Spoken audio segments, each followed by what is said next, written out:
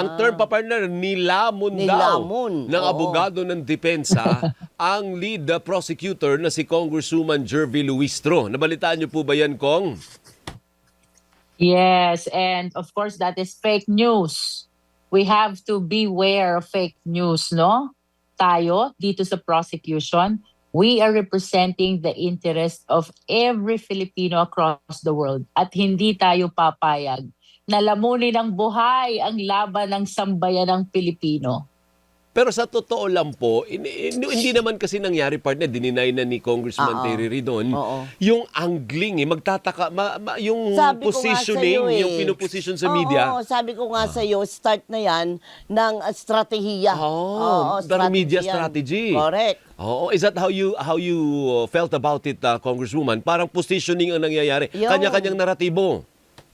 Yes, and ever since, in-anticipate natin yan, yung mga SOCMED operation na yan. But what is clear to us, the prosecution team, our intention is to expedite the pre-trial conference, no? Klaro yun. And we were able to achieve that. Mag-uumpisa po ang paglilitis ng July 6, 2026. Opo, yan ang inaasahan natin. Pero alam naman po natin po pwedeng umakyat na naman kung saan-saan korte. May taktika. May mga taktika na ganyan. Kasi umpisa na nga po ng pag-i-estratehiya. Yes, that's correct. But nonetheless, we are very much positive, no? Kasi binanggit din to ng ating clerk of court during the conduct of PTC na mag-uumpisa ng July 6, no? And even if we assume that they will be filing petitions in court again, so long as walang TRO, we are positive na tuloy-tuloy na. Wala na pong ibang paraan na madidelay ito. Kumbaga sure na tayo na magsisimula yan July 6. Hindi na pwedeng gawa ng paraan kasi baka makasingit na naman yung any delaying tactic. Hindi na naman magsisimula July 6. As far as I can see it, no?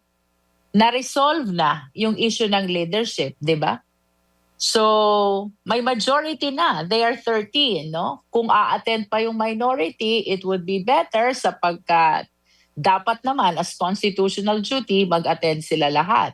Tapos, ongoing na ang pre-trial conference. Once terminated, that is due for the issuance of pre-trial order. So, I don't see any reason anymore kung bakit madidelay pa ang trial nitong articles of impeachment, no? Okay, As a matter of fact, kamukha ng nasabi ko kanina, it was mentioned in passing also during the conduct of PTC ng ating clerk of court na mag-uumpisa talaga tayo ng July 6. And even during the past interviews of SP Win Gatchalian, lagi niyang sinasabi na July 6 ang start, no? So again, dahil okay na yung issue ng leadership, may majority na, duly elected na si SP Win, ongoing ang conduct ng PTC, aligned ang defense, ang prosecution at saka ang clerk of court with respect to July 6, I don't see any reason kung bakit maaantala pa ang trial nitong impeachment complaint.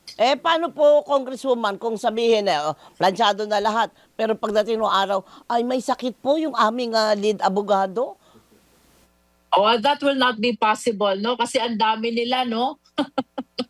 I think they are 10 lawyers from the defense team. So kung meron mang mga reasons why the lead counsel cannot appear, of course the other counsel can appear. That's the purpose of having a number of lawyers, no? In the same way that dito sa prosecution, the absence of one should not halt or delay the proceeding of this impeachment trial. Gaano, nabanggit mo yung marami sila, gaano karami ang abogado o abogada ni Vice President Sara Duterte? Na-curious tuloy ako. How many lawyers have you seen representing the Vice President?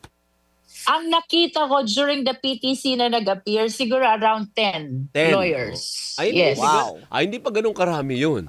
Pag umabot ng 50 yan ang marami. Nahiya pa. Sometimes hindi rin maganda yung sobrang dami, no? Kasi communication-wise, hindi na kayo masyadong coordinated, no?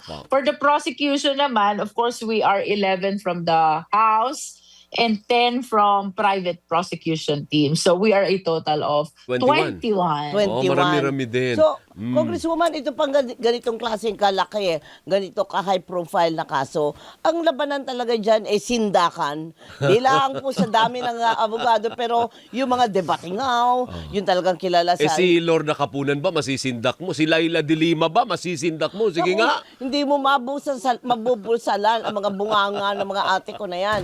Ganun po ba yan, Congresswoman? Tayo, naninindigan, Doris, no? Wala yan sa sigawan, no? Wala yan sa sindakan. Nasa Oo. tibay ng ebidensya ang laban dito sa impeachment trial. And of course, we maintain our position that we have very strong evidence, no? Nevertheless, liwanagin natin ang constitutional duty ng prosecution. Mailatag ng maayos itong mga ebidensyang ito. It Opo. is the senator judges who have the constitutional duty to decide on this impeachment case. Si Attorney Romy Macalintal ay may inalabas na pahayag nito mga nakarang araw. As a matter of fact, forward niya rin ulit sa akin ngayon. Oo. Sabi niya, hindi daw dapat bahagi ng pre-trial yung pagtatalo kung paano yung computation ng 2/3 vote to convict. Partner, hindi That is daw correct. yan. Hindi daw dapat pinag-uusapan yan. Lalo lang madidelay ang trial pag ito ay kanilang tatalakayin kasi tsak na hindi papayag yung depensa Oo. na mabawasan ang 16 votes to convict. What do you say, Congresswoman?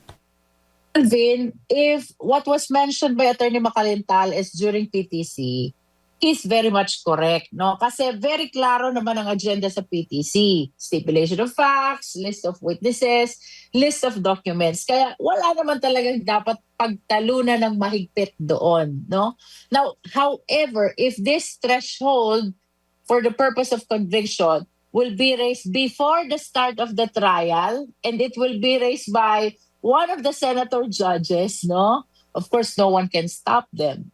But for us in the prosecution, we understand na hindi ito dapat nare-raise doon sa start ng trial. Nonetheless, we cannot stop the parties, especially when the presiding officer would allow them to deliberate on that matter. With all the issues surrounding the Senate, kaya-kayang ma-resolve yan among the 22 senators who are actively attending, no? Kaya-kaya nilang ma-resolve kung ano talaga ang tamang interpretation ng threshold. Kasi if they will fail in resolving that threshold, baka doon kailanganin ang tulong ng Supreme Court para ma-enlighten kung ano ang tamang threshold for the purpose of Hindi, conviction. pero ibig sabihin lang Although po- initially, Sige lang. Alvin, talagang doctrine of political question to, Opo. which means exclusive siya for the Senate. Kaya lang question nga, paano mo ba i-resolve yan when they are so divided, no? Tama. Ay, tsaka pupunta siya sa Korte Suprema. Oo, Ang ibig sabihin nun, pupunta madi-delay. eh. Oo, Pag may nag-question sa Korte, kasi hindi mo naman mapipuwersa yung mga maestrado na now na decision. Hindi, lalong magdi-delay po. Napakabagal pa naman magdesisyon. Well, correct. there is another thing that we have to consider, Alvin, no? For purposes of elevating the matter to the Supreme Court, one of the requirements is actual case or controversy, no? So to my humble opinion, hanggat hindi nagbubotohan, hanggat hindi nagkakaroon ng decision ang senator judges whether convicted or acquitted, there's no actual controversy or case to speak of, Tama. no? So to me, mukhang kailangan mo na magbotohan before the subject matter becomes ripe for purposes of petition to the Supreme Court. Okay. Okay. Tama ka nga doon. Kasi kailangan ng actual, sabihin ng Korte Suprema, bakit nagbutuhan na ba? Ayan. Diba? So, Saan? hindi Pwedeng dismiss. pag-usapan if the senator judges will raise that, if the parties will raise that, if the presiding officer will allow that, no? But for purposes of elevating the same to the Supreme Court, mukhang kailangan mo nang magbotohan Nagkaroon yan. in order for us to say na meron ng actual case or controversy. Ama, but Okay. nevertheless, it can still cause a delay. Kasi pag nagbobotohan sila, partner, at biglang may umakyat sa Korte Suprema, Ayun na nga mag-i-stay put muna yun, Congresswoman, hindi ho ba? Well, I don't think.